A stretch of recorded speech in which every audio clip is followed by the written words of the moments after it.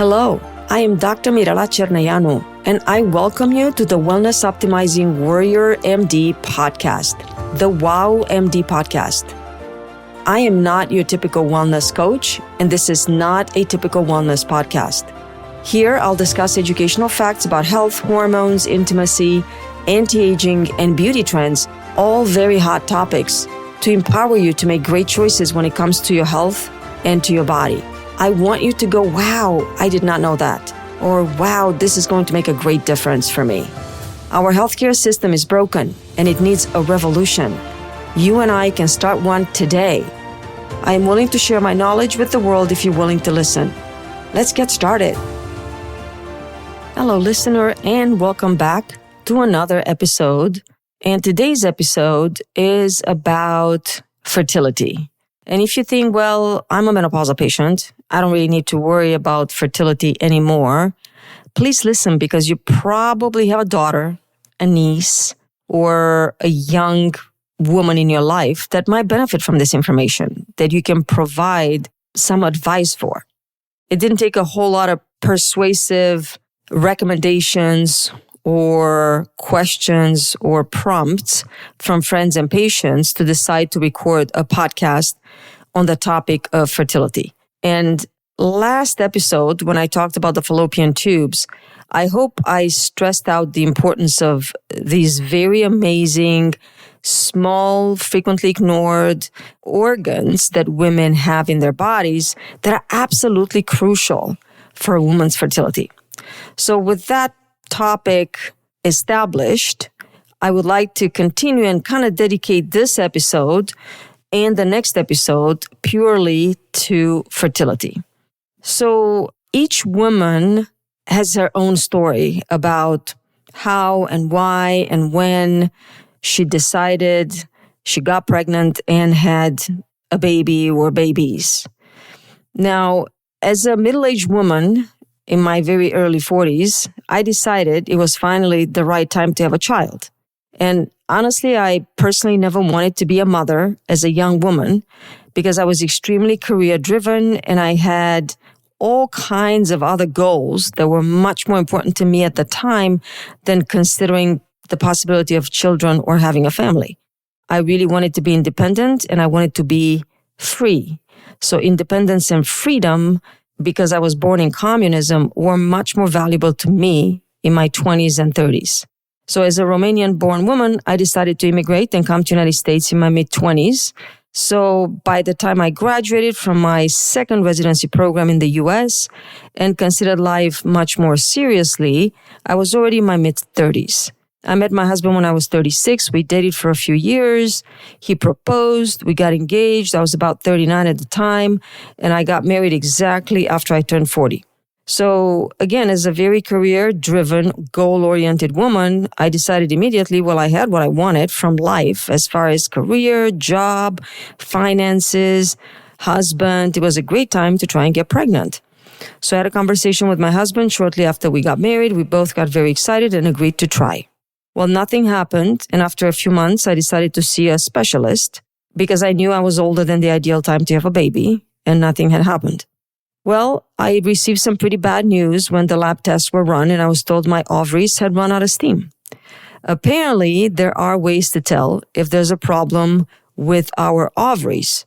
I wasn't paying any attention, and I was way too busy with life and living it to do any research earlier on to find out about a specific type of testing and inquire about how long do my ovaries actually have.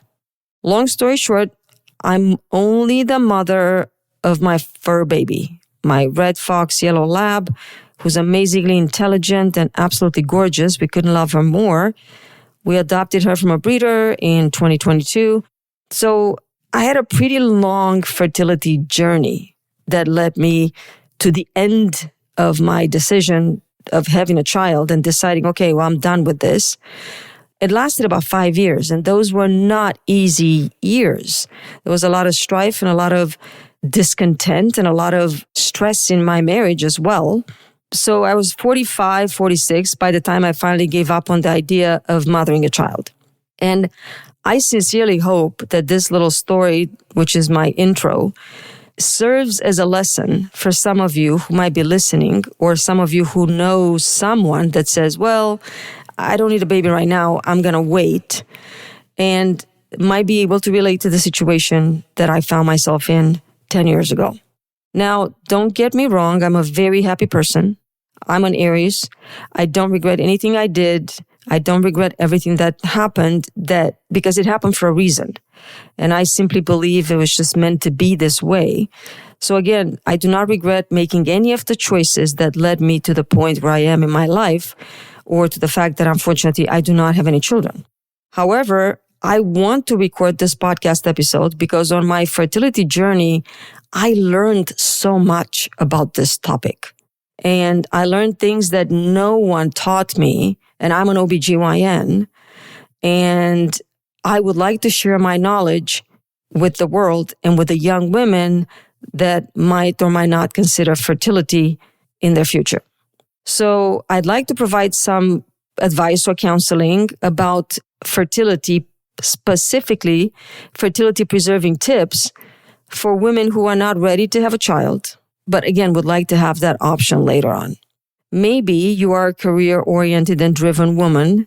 Maybe you don't want to ever have a child, but there might be a small seed somewhere inside that's telling you you'd like to have that option if possible. Maybe later, maybe with the right partner, maybe at the right time, maybe when you have the right job, maybe when you're absolutely ready and everything is lined up and the timing is just right. So if that's the case and that's what you're thinking, then please listening. So I'm going to dive right in and kind of start letting you know about the 3 top things you should know about fertility. Number 1, the peak fertility for a woman is in her early to mid 20s. Not late 20s, not early 30s, not mid 30s. Yes, you heard right. The peak fertility for a woman is in her early to mid 20s. So by 25, we're not as fertile as you think. Number 2, very important thing to know, all women are born with a certain amount of eggs called ovarian reserve. The number of eggs we are born with could last a different amount for different women, but on average, it declines dramatically after the age of 40, and it starts declining after 30. So again, ovarian reserve. I'll come back to each one of these, so hang on. Number 3, whenever we discuss fertility after the age of 35, maybe for some women, even after the age of 30, a woman and her doctor need to take into consideration a very key point that unfortunately only fertility doctors are making, and which I will discuss in this episode: quality of eggs. So it doesn't matter how many eggs you have at the time you decide to get pregnant. What is the quality of those eggs? And does that matter? Oh, yes, it does. So peak fertility, early to mid 20s. We have something called an ovarian reserve, which is a limited amount of eggs. And discussing fertility after 35 needs to take into account egg quality. Let's talk about our peak fertility. Why is that important to know? Well, we start menstruating as young women at an average age of about 11 to 13. In about 10 years from what we call menarche, which is the first menses or the first period ever, we will achieve peak fertility. Well, why early to mid 20s? If you think about it, it makes sense. So let me explain what I mean by that. A woman's body is much more capable of sustaining a pregnancy, delivering a baby, and recovering afterwards and making a full recovery if they're young, very young. Our body's ability to repair damage and recover beautifully, come right back to normal, is much better in our 20s. Will decline in our 30s and is probably significantly more difficult to come back to the normal baseline in our 40s. So let's consider another reason why having a baby in your 20s makes sense. You are young, you're healthy, you're literally at the top of your game. You can tolerate loss of sleep, stressful worries over raising a child, as well as combining being a mother with a career a lot better. They will probably, possibly, make you a better mother in spite of your early age. Imagine you're having a child at the age of 25. means by the time you're 45, your child is already grown up, maybe out of the house, going to college. I do have some super young grandmothers in my practice who are in their late 40s or early 50s, whose children are already having children. Those grandmas are much more likely to have a very different relationship with their grandchildren than someone whose first grandchild comes at the age of 70. Think about that for a second. Imagine the energy, the motivation, the muscular strength, and the sharpness of mind it takes to babysit, to care for, to play, or to bond with your grandchildren. Now, I'm not saying that everybody should have a child in their 20s. Some women are just not ready to become a mother any time at all. And they themselves are actually not mature enough to have children, but it doesn't seem to stop some women. But this is not about that. Think about how time passes so quickly and how planning ahead might make sense, especially if you wish to have a big family and be around to enjoy, to play, to care for, and babysit and bond with your grandchildren. As women get more mature in their late 20s, mid-30s, they are likely to be more efficient, calm, steady, and not panic with different challenges that arise when you have to give birth, take care of a child, while you maybe work a full-time or even part-time job. But the later in life you decide to become a mother, the more likely you are to have less help available from your main source of help, which is your own parents. Why is that? Well, if your parents had you in their 30s and you are now in your mid to late 30s, conceiving and giving birth to a child means that your child's grandparents are possibly in their late 60s, probably 70s. They are probably dealing with some health issues of their own, and they might already be a burden to you, instead of them being a major help and a resource to you and your children. I'm going to stop here because we could keep going on this theme, but I do firmly believe that the younger we are as women, the easier it is for us to become mothers, to recover from motherhood, and to mother our children in a very healthy way. The bond between a mother and her baby daughter or baby boy is likely to be closer and stronger if it's not a huge age gap or generational divide.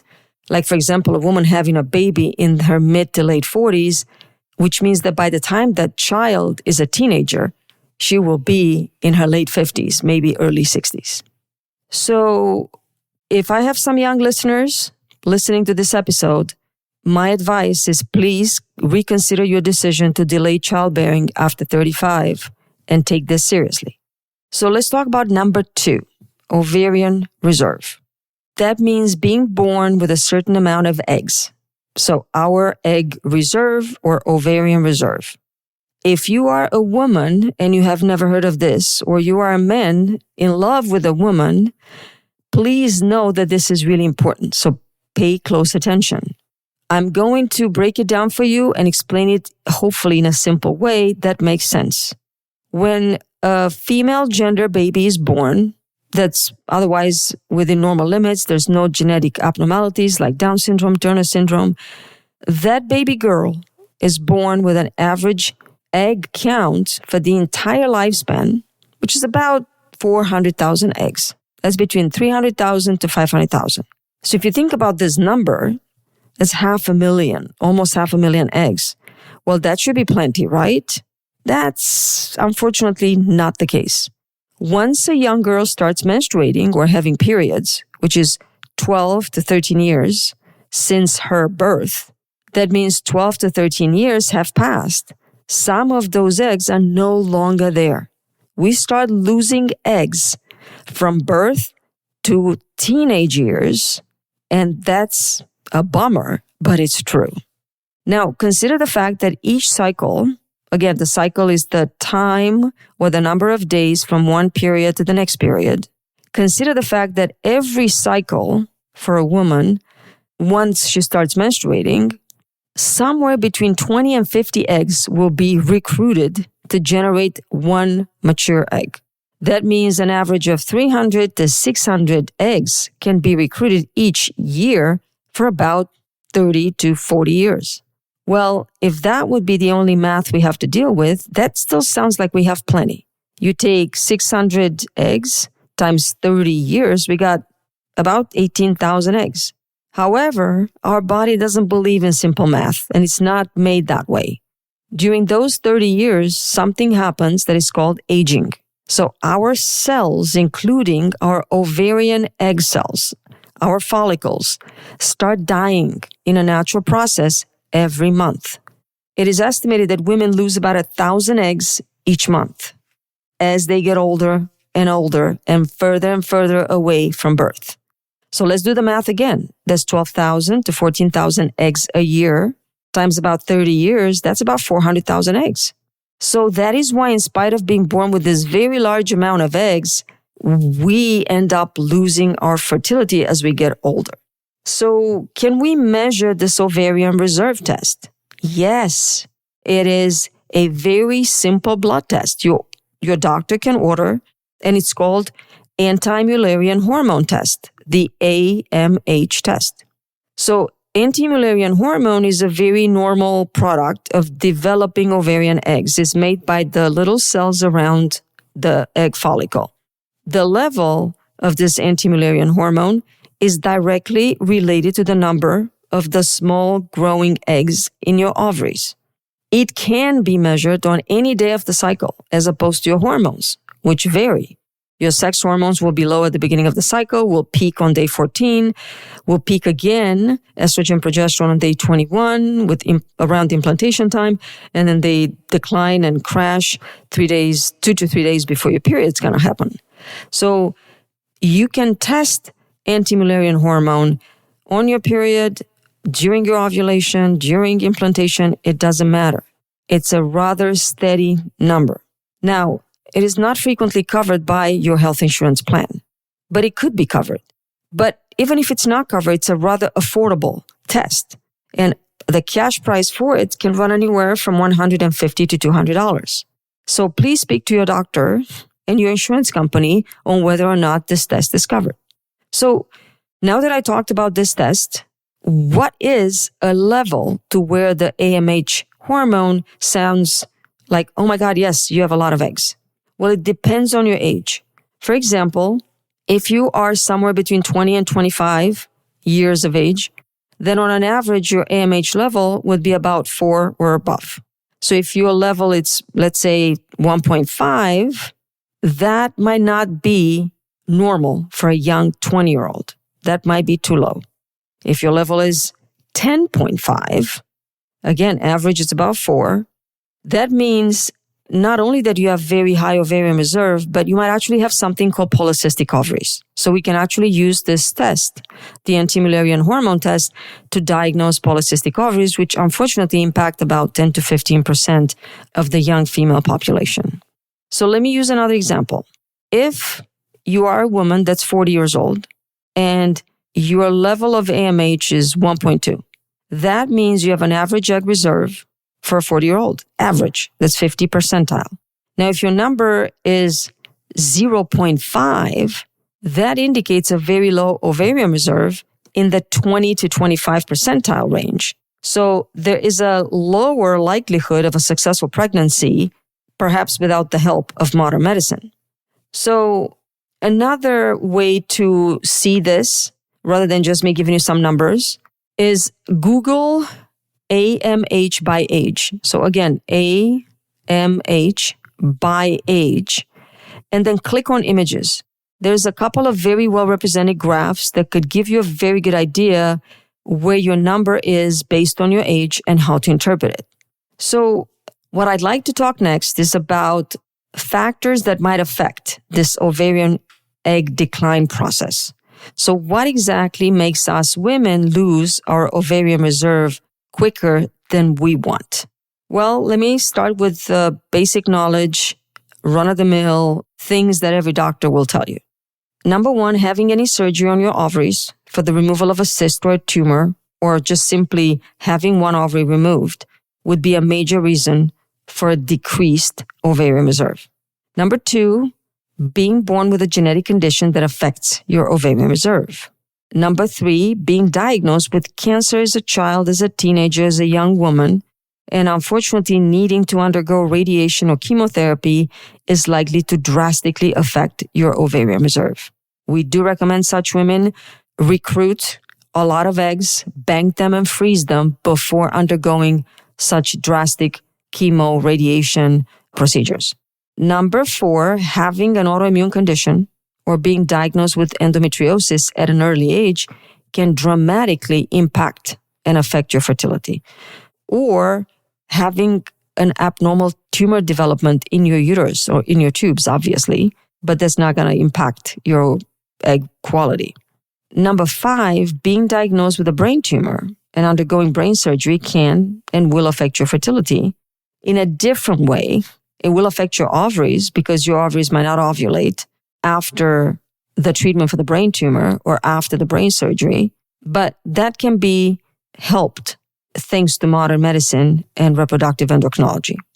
Now, let's talk about some of the environmental factors that we get exposed to day in, day out that could affect our ovarian reserve as women. Let's talk about things that you might not hear from your OBGYN when you go talk to him or another doctor. They will not have time to talk to you about this, so please listen to the podcast carefully as I can give you some important ways on how you can improve your ovarian reserve by just taking action on some of the things that I'm going to mention. So number 1, very, very important, chronic psychological stress. We know that young children or teenagers that have been subjected to severe psychological, emotional, physical stress or abuse will have lower ovarian reserve. And studies have looked at how chronic stress impacts brain function, which ultimately directly impacts and controls ovarian function. Negative emotions like fear, anxiety, depression, anger, sadness, and grief affect biomolecules like endorphins, interleukins, and nitric oxide production, which leads to a dysfunctional control from the brain to the ovary and poor circulatory inflow of nutrients to the ovary. I like to use this analogy a lot, so you probably have heard me use this before in another podcast episode when I talked about estrogen or progesterone. This is easy so you can understand how important the brain is in controlling the ovarian output of eggs and hormones. Imagine your ovary is a horse-driven cart. There's plenty of grass around the horse. There's no driver in the cart, or the driver has fallen asleep or is passed out from some problem with the whip in his or her hand. Now, if you know anything about horses, you know that they will just graze on the grass. They will not pull the cart at all. Unless they run out of the grass, they decide to move to the next patch where they get spooked by something. So the cart needs a driver to move, which is exactly what the ovary needs to work every month in order to make a successful egg that can turn it into a viable embryo and a successful pregnancy. Your ovaries need brain control. This brain control from the ovary, this communication between the ovary and the brain called the hypothalamo-pituitary-ovarian axis, it's crucial for a woman's normal development, for her fertility, and for a healthy and beautiful menopause. If the brain sends no signal or sends the wrong signal to the pituitary gland, then the production of the two pituitary hormones, FSH and LH, the key hormones involved in the natural process of ovulation, will be dysfunctional. There might be no ovulation at all. The pituitary gland does not work without brain control, and the ovary does not work without normal pituitary output of just the right balance of FSH and LH that are needed to recruit the eggs and mature one of them that will hopefully be fertilized by a sperm. So again, any negative emotions in a young woman that are persistent will affect and impact her fertility later in life. Number 2, high intensity exercise. This is very true for athletes or dancers or ballerinas, young women who train many hours a day to perform or to compete. We know that moderate intensity exercise is very helpful for fertility. It has been well studied and shown to affect and impact our ovarian reserve very positively. It's actually proven to increase the reserve because it increases the blood flow to the pelvic area because of the exercise itself. So we have better oxygen and nutrients to support our cellular activities in the ovary. But very strenuous and prolonged exercise will lead to a decline in the blood levels of the hormone test for the estimating egg reserve, the AMH test. So not only that, but if you are doing strenuous exercise hours every day, it will impact your body's ability to ovulate. You lose your body fat, and that sends the wrong signals to the brain, and the brain sends the wrong signals to your ovaries, and you might actually stop menstruating, and so on and so on. That could be just a whole different subject for a whole podcast. So I'll stop here. Again, strenuous exercise that's done for years with the purpose of competing and competition can be impactful in a negative way for our fertility later. What about poor quality sleep? Well, not enough restful sleep, or maybe even going to bed at a very late hour, night after night, for years on end, it's really bad, and it will definitely impact our brain's ability to coordinate a normal regulatory ovarian function. So we need good, positive environment. We need non-stressful environment. We need normal, moderate exercise, not crazy, strenuous exercise. And we need good quality sleep. What about diet? I'm just going to talk for 1 second. I've talked for diet ad nauseum in about 3 to 4 episodes now. Please go back and look at all my diet episodes. But as a young woman yourself, how many times have you not partied or indulged in alcohol or fast food? I'd say plenty. I remember my youth. I had a lot of fun. I did not pay any attention to what I ate. Now, luckily for me, I grew up in a country where fresh food was the norm. My mom cooked every day. We did not eat out. We couldn't afford it, and there are not that many restaurants anyway. We did not have fast food joints. I grew up and lived in communism. We had literally farm to table. Unfortunately, young women in America do not have these conditions. The food chain has been changed and drastically altered by the introduction of genetically modified foods, by the introduction of extremely toxic pesticides. We drink water and fluids from containers that are not always healthy, like plastic or other kinds of bottles. We drink all kinds of drinks that are contaminated with all kinds of ingredients that are not healthy for our ovaries. We eat animal protein and drink dairy from animals that have been grown and butchered in such conditions that had you known the exact provenance of the meat you're consuming, you might think twice about putting it in your mouth. So we have a huge availability of fast food, fried foods, processed foods. We see processed foods in every aisle of the grocery store. Many of them have ingredients like salt and sugar, and the more you consume them, the more you're going to want them. I'm going to end with this tidbit. Consuming certain types of foods and eating a certain type of diet is more likely to expose you or a loved one to what we call hormone disruptors. And by disrupting our sex hormones, a diet that's rich in sex hormone disruptors will lead to infertility. Again, to know more about sex hormone disruptors, I did a whole lot of episodes about is our diet dirty and so on and so forth. So please go back and listen. Not that far back, I talked about this a lot. I do want to talk about 2 things that are very important for young women: smoking and alcohol. Now, you can just stop me right here if you don't want to listen, but I'm going to tell you smoking is not bad for you just because it increases your risk of lung cancer, but because it will also diminish your ovarian reserve. Long-term smoking or heavy smoking will definitely impact your egg reserve and quality. If you quit smoking, it could improve the quality of the eggs that you have, but the eggs that are already gone due to the toxic effects of tobacco products will never come back. Again, you can quit the bad habit. The sooner you do so, if you are smoking, the better, but it's best that you don't ever pick it up, because a decrease in ovarian reserve is not reversible. I used to smoke in my 20s. I know what I'm talking about. Everybody did in their 20s, especially in Europe. My boyfriend at the time smoked 2 packs a day. I really wanted to keep up and be as cool as he was. Little did I know that by the time I was 40, I will run out of eggs. Now, being stressed by super hard work, adapting to a new country, adapting to a new healthcare system as a providing doctor, and just overall dedicating myself to being the best doctor I could be did not help my diminished egg reserve. But at that time I did all this, I was unaware of the consequences. Do not repeat my mistake. If you're smoking right now, let this be a lesson learned. Quit not tomorrow, not when you're ready, just quit now. Let me talk about another bad habit, alcohol.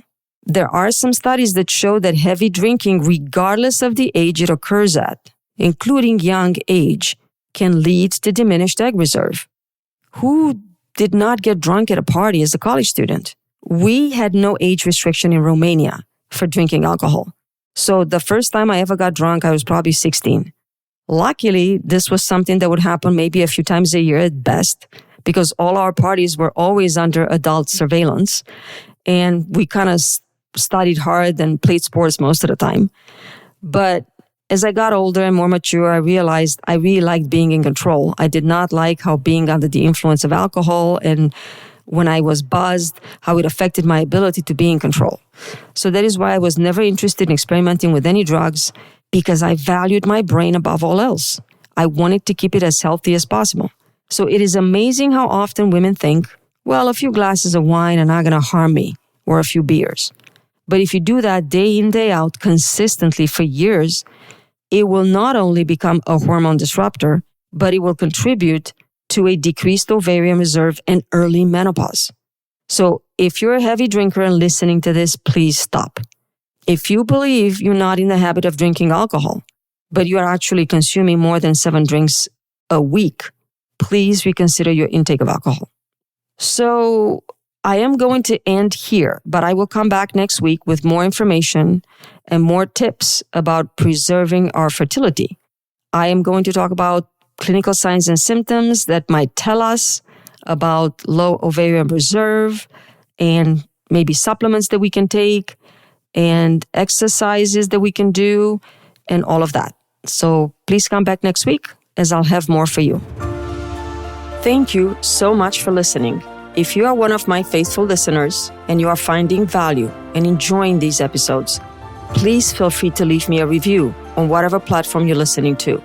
Also, if you find the content in these topics useful, not just to you, but to someone else, a friend, a loved one, or simply an acquaintance that you know could benefit from the knowledge I share here, please feel free to forward my podcast to them.